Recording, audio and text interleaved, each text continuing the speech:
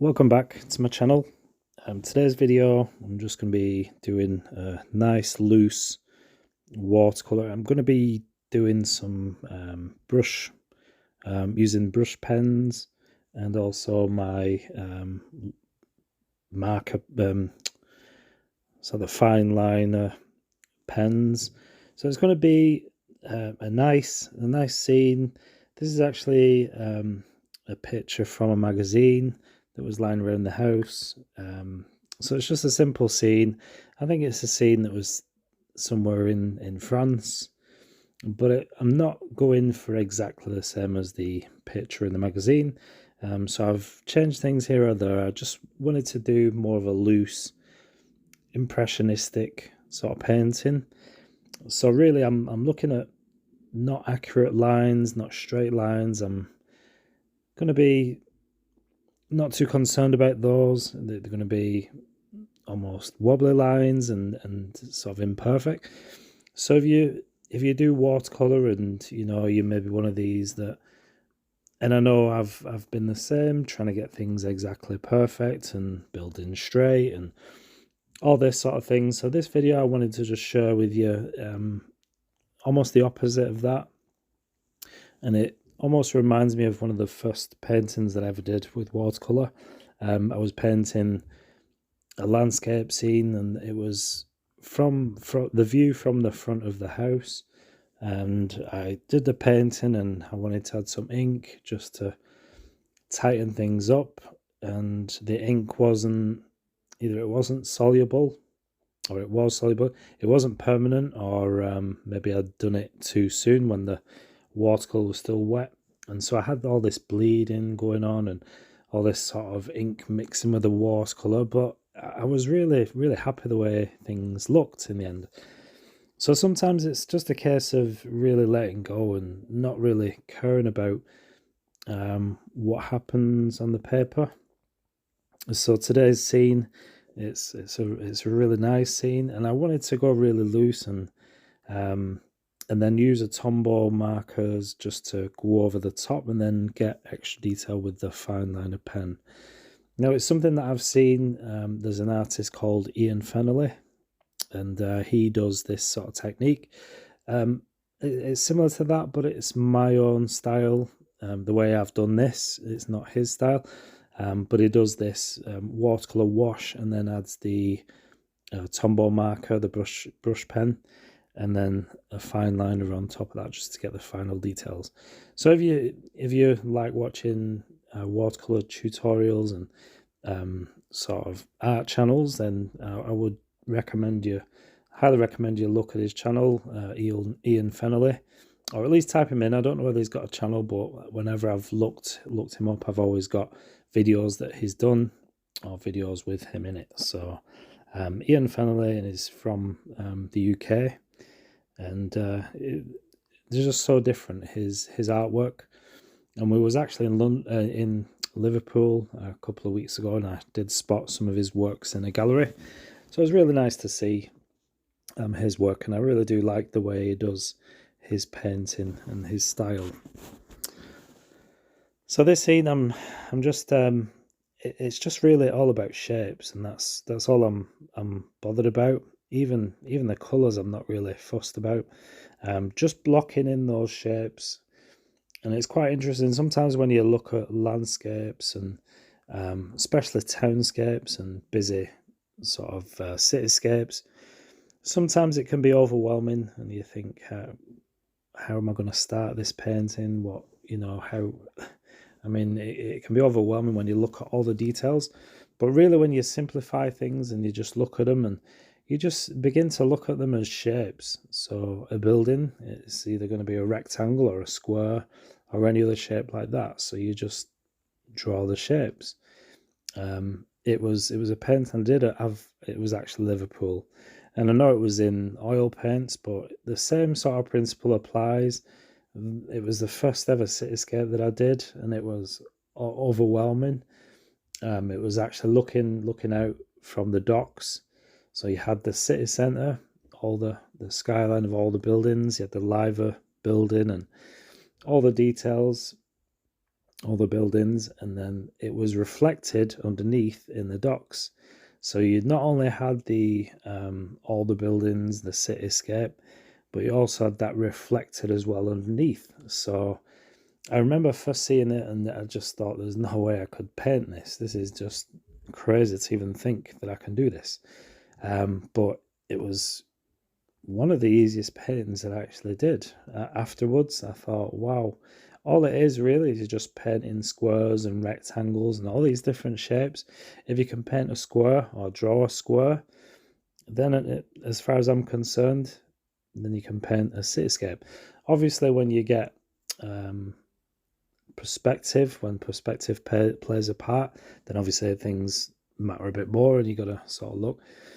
But for a scene like this, I'm really not concerned with any of the major details. I'm just blocking in the shapes, blocking in just shapes of colour. And then you can see I've already started using the brush pen. This is the black Tombow marker. And the thing is, with these markers, they're really nice to use because they do actually, they are soluble. So you can use them with watercolour. So you can use a pen and then run a brush, just a wet brush over the top, and it'll start blending. So you get these sort of nice grey tones. It'll soften the black. So I'm going to try and use these as neat as I can. So just as the pen, the dry pen. But I will get some sort of mix in later if I do touch it with the watercolour. So it's nice because the black of the ink sits on top of the watercolour, so you have that really dark contrast. So it's nice for things like windows and doorways and any sort of shadow areas. So this here, there's a bridge in the scene, and I think I'm going to go over the there's a dark part, the center of the bridge. It's sort of dark, and then you got the highlights sort of coming through. So I'm just going to use that, and I've just switched to my my liner pen now, just to get those little details. And really, the lines that I'm doing, they're scratchy, sort of. I'm not going for a perfect straight line, and I'll show you that towards the end. So yeah, I'm just working really loose. The pen is just to help tie things together.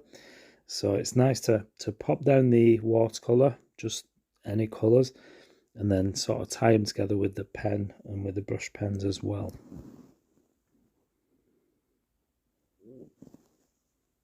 So if you are new to this channel, if you like this video so far, then please do give us a thumbs up. It really does help the channel to grow. It helps me, it gives me encouragement and helps me to keep making videos like this.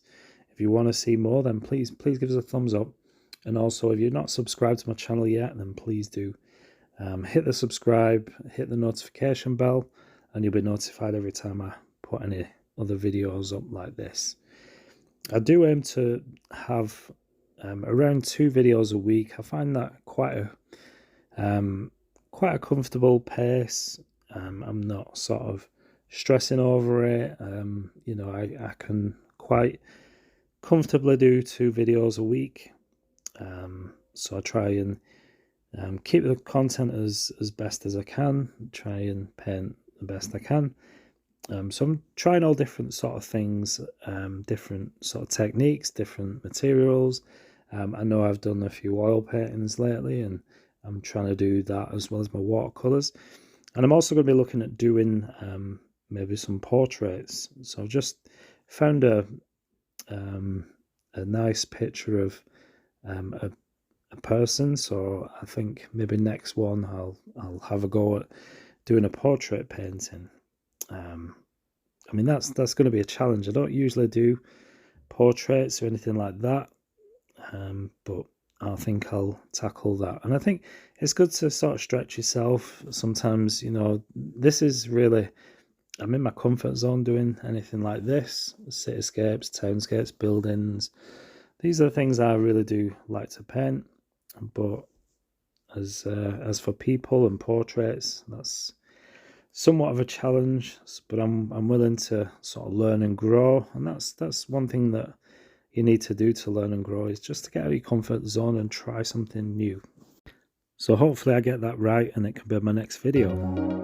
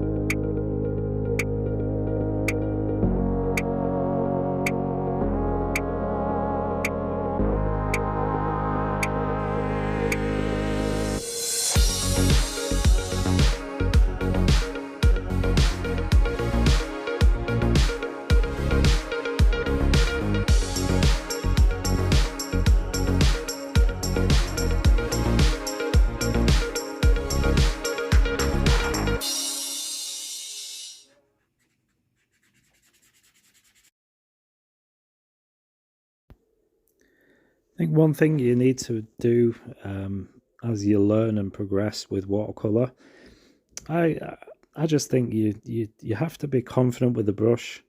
You may notice how I'm applying the paint, the pigment, and also with the pen, I'm just going across and almost just, maybe it looks like I'm just slapping it down and not too bothered with it. But I think with experience, that's what happens. You sort of, it's almost like you don't care. You just throw it down and you just let the water do its thing. And it's just all about being loose and enjoying the process. So there we go. I've took the masking tape off. So that really is a loose impressionistic painting. Using the Tombow markers, you can see I've used a bit of a grey and also the black pen, the brush pen.